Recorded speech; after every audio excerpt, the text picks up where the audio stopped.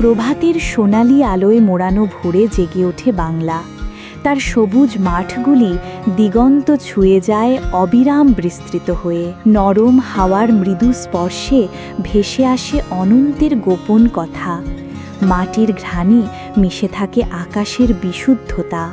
এই চিরন্তন ভূখণ্ডে প্রাণ পায় বাংলার আত্মা, যা জীবনধারার ছন্দে ছন্দে স্পন্দিত হয়। সূর্য ক্রমশ ওপরের দিকে উঠতে থাকে, আর তার আলো ছড়িয়ে পড়ে শস্য ক্ষেতের ওপর, গড়ে তোলে আলো ছায়ার এক অপূর্ব চিত্রকল্প। ধানের চিকন গাছগুলো একসাথে দুলে ওঠে, যেন আকাশের প্রতি এক নীরব প্রার্থনার নৃত্য। অসংখ্য পায়ে চলা সরু কাঁচা পথগুলো বয়ে চলে নারকেল আর খেজুর গাছের জঙ্গলের মাঝে দিয়ে। প্রতিটি বাঁকে নতুন এক সৌন্দর্য প্রকাশ পায়। এই গ্রামীণ সঙ্গীতময় পরিবেশে শান্ত জলাশয়গুলো আকাশের নীলিমা প্রতিফলিত করে, আর মাঝে মধ্যে হাঁসের ভেসে চলা কিংবা মাছের লাফে ভেঙে যায় সেই নিস্তরঙ্গতা। শাপলা ফুলগুলো কোমল গোলাপি রঙে খোলে তাদের পাপড়ি, যেন প্রকৃতির এক মহাজাগতিক শিল্পকর্মের নিদর্শন। এই জলরাশিতে সময় যেন থেমে দাঁড়ায়, আর সেখানে চিরন্তনতার মুখচ্ছবি ধরা পড়ে। ক্ষেত জমিতে কৃষকেরা আনন্দে মগ্ন হয়ে কাজ করেন। তাদের শ্রম যেন এই মাটির প্রতি এক পবিত্র উৎসর্গ। তাদের হাত শক্ত ও অভ্যস্ত, আর সেই হাতে ফুটে ওঠে জীবনের আশীর্বাদ, দেহ ও মন দুটিকেই পুষ্ট করা ফসল। তাদের হাসি ভেসে আসে বাতাসে, এক প্রার্থনার মতো, জীবনের সরল সুখ আর কৃতজ্ঞতার সুরে। দিন গড়ালে খোলা মাঠে জড়ো হয় শিশুরা, রঙিন ঘুড়ি ওড়ে আকাশে প্রজাপতির মতো।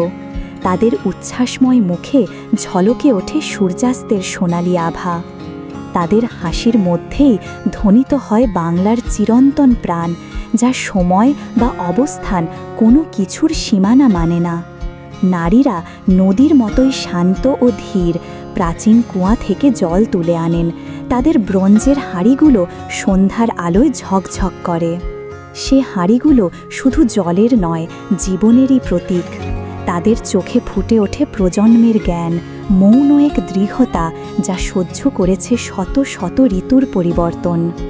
সব কিছুর ওপরে ছায়া ফেলে প্রাচীন বটগাছ, যেন এক নিঃশব্দ প্রহরী, যার বিস্তৃত ডালপালা আশ্রয় দেয় সবাইকে। পাখিরা বাসা বাঁধে তাদের পাতা ভরা শাখায়, আর গায়ে এক প্রকৃতির প্রার্থনা গান। এই গাছগুলো সাক্ষী রেখেছে অগণিত জীবনের আসা যাওয়া। তাদের শিকড় প্রবেশ করেছে বাংলার আত্মার গভীরে। গোধূলি নেমে এলে বাতাসে মিশে যায় মন্দিরের ঘণ্টার ধ্বনি, যার প্রতিধ্বনি ছড়িয়ে পড়ে গ্রামের প্রান্তর জুড়ে।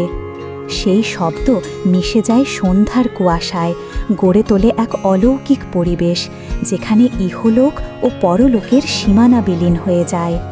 এই মুহূর্তে যেন ছুঁয়ে ফেলা যায় সেই অদৃশ্য পর্দা, যা দৃশ্যমান আর অদৃশ্যের মাঝে অবস্থান করে। সব কিছুর মাঝেও প্রবাহিত হয় বাংলার মহাজাগতিক নদীগুলি, যাদের জলধারা বহন করে জীবনের পরিবর্তনশীল অথচ চিরস্থায়ী প্রকৃতি। নদীর তীরে একাকী মাঝি গেয়ে ওঠে ভালোবাসা আর বিরহের গান, যার সুর ভেসে চলে বাতাসে, যেন আর এক জগতের বার্তা। এই নদীগুলি শুধু মাটিকে নয়, বাংলার মানুষের আত্মাকেও পুষ্টি দেয়।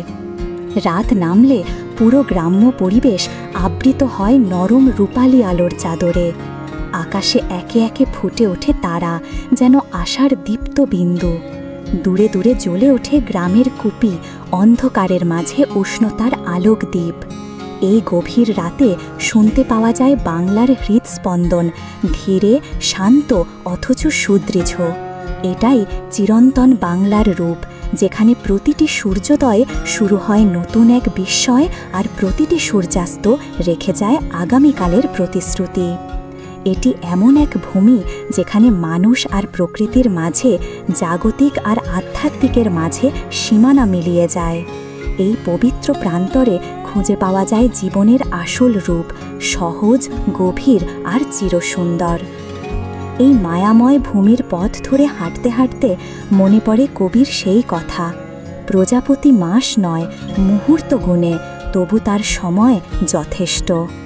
বাংলার গ্রামীণ জীবনে প্রতিটি মুহূর্ত এক একটি জীবনকাল, প্রতিটি নিঃশ্বাস এক একটি প্রার্থনা, আর প্রতিটি দৃশ্য প্রকৃতির এক ঐশ্বরিক ঝলক।